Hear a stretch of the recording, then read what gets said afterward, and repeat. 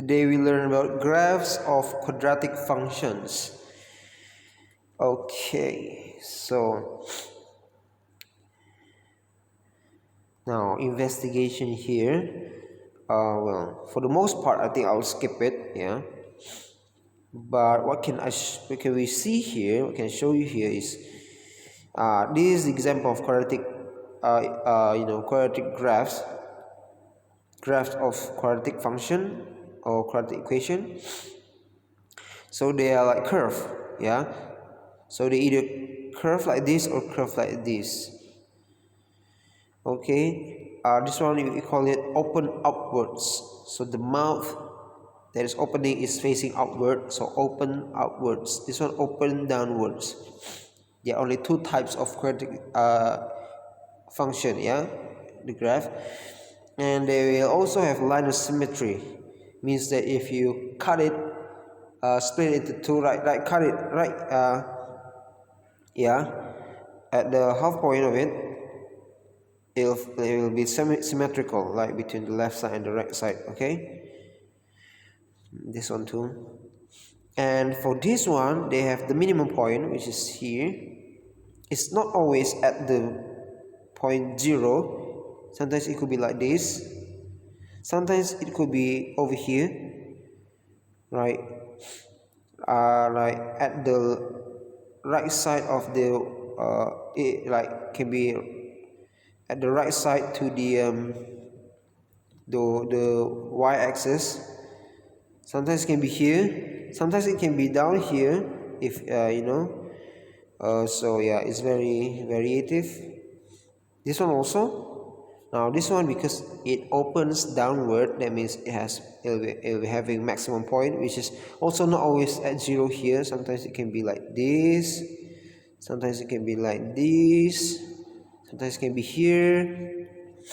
Yeah, depends on the equation, the number that is involved in the equation,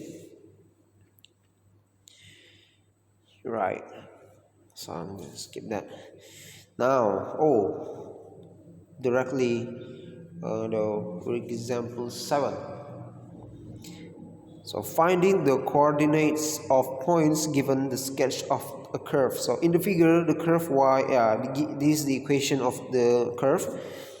Y equals x squared plus 3x minus 10 cuts the x-axis at 2 points A and B. Now see, it's not always like here. Yeah, this time it is here. Yeah, by the way, okay, and the y-axis at the point C. Calculate the coordinates of A, B, and C. Now, this one I like. Very easy, very easy, very easy. To find the point A and B, now look at point. Okay, point A and B is it lies down right at the x-axis, right? That means this is the position where the y is 0, right? The y level is 0 at 0. So let y be 0, you say, because A and B is there when the y is 0. So, So if y is 0, that means 0 equals x squared plus 3x minus 10, right? Which is written like this. Now here we can finally, apply the factorization method on quadratic equation that we've learned. So yeah, I think I'm not gonna go into detail, but yeah, you will get x minus 2 and then times x plus 5, and then the final answer will be x equals 2 or equals x negative 5. That means the b here is the 2 while the a here is negative 5, right? So those two x's that you have for the final answer is just actually the point A and point B itself.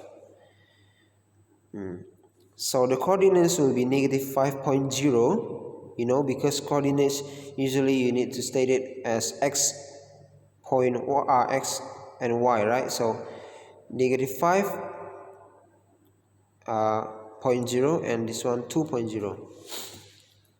Yeah, remember the y is 0, right? Sorry. Now for this number C, that's kind of different. C Yeah, it lies down right at the y-axis, which means that it is when the x is 0, right?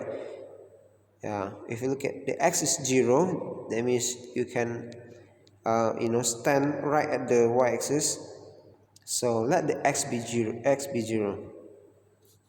So if x is 0, just replace the x with 0. So y equals 0 squared plus 3 times 0 minus 10, which is negative 10. So the coordinates will be 0, negative 10. Okay, pay attention, not negative 10.0, because this time it is the x that is 0.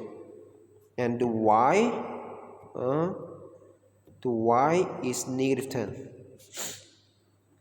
So very easy. Again, to find this coordinate A, B, C, just do y equals 0 and then do x equals 0, and then you get the answer. Still a lot of them. Oh wow. Okay.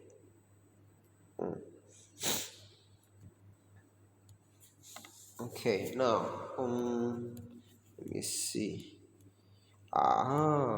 Okay. Maybe.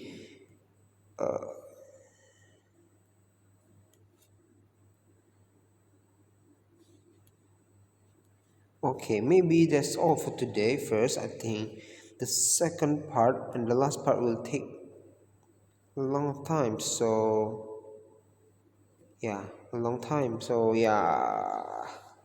Okay, we'll just end it here. So, you basically just learn about finding the coordinates using the factorization method, and now later you will learn how to find coordinate using drawing the graph. So, yeah, that's all for today. Bye bye.